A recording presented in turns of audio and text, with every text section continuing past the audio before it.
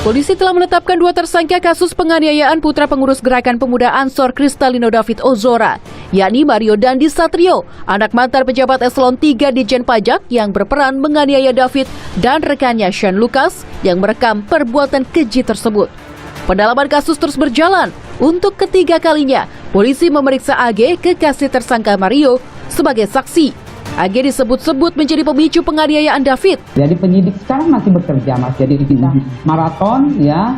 Itu juga kemarin juga kita sudah meriksa saudari AG. Kemudian hari ini juga kita sudah meriksa saudara AG. Ini pun masih berlangsung. Jadi informasi yang ini juga harus tahu untuk semua yang mendengar, ya, bahwa kita juga tidak tinggal diam untuk proses percepatan kasus yang tidak dilaporkan. Dalam cuitannya di media sosial, ayahanda David, Jonathan Latumahina pun menyebut telah mengantongi data keterlibatan AG, mantan pacar putranya itu. Saat peristiwa penganiayaan pada Senin 20 Februari 2023 lalu, AG berada di lokasi kejadian di Kompleks Grand Permata Pesanggerahan Jakarta Selatan. AG sebelumnya disebut memancing korban untuk bertemu para pelaku dengan modus mengembalikan kartu pelajar. Korban David saat itu berada di rumah temannya. Namun, polisi menyebut AG sudah berupaya mengingatkan tersangka Mario Dandi.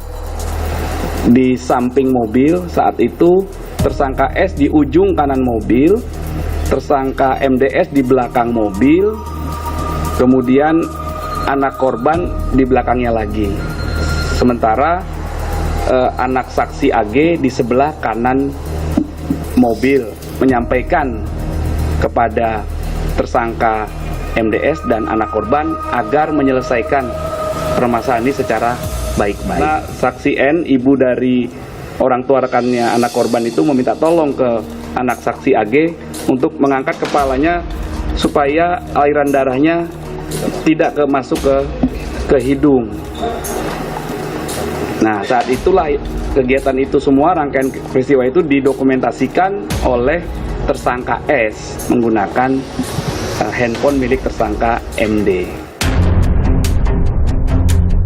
Sebelumnya AG disebut memicu penganiayaan karena mengadukan kepada Mario Dandi perbuatan David. Namun kuasa hukum AG membantah dan menyebut ada orang lain yang mengadukan perbuatan David kepada Mario. 2-3 kali, bahkan di mobil saat turun, dan dia juga sudah secara psikis diam. Akhirnya dia benar-benar menyampaikan ke kami bahwa pada saat saudara korban ini sudah tergeletak, dia memegang kepalanya dan meminta pertolongan justru. Jadi tidak mengaku, Pak. Polisi pun membenarkan emosi Mario memuncak setelah AG mengakui menerima perbuatan tak baik dari David saat dikonfirmasi oleh Mario berdasarkan laporan APA, salah satu teman Mario. Permasalahan remaja itu pun berujung tindak kekerasan dan berbuntut panjang. Menko Polhukam Mahfud MD menegaskan, proses hukum kasus penganiayaan David harus tuntas. Maaf secara pribadi, damai secara pribadi, tapi negara tetap membawa. Dan sekarang yang bersangkutan juga sudah ditahan. Ya, jadi tidak ada damai, dan saya sudah minta agar dicari lagi siapa yang terlibat. Kalau lihat videonya itu jahat sekali.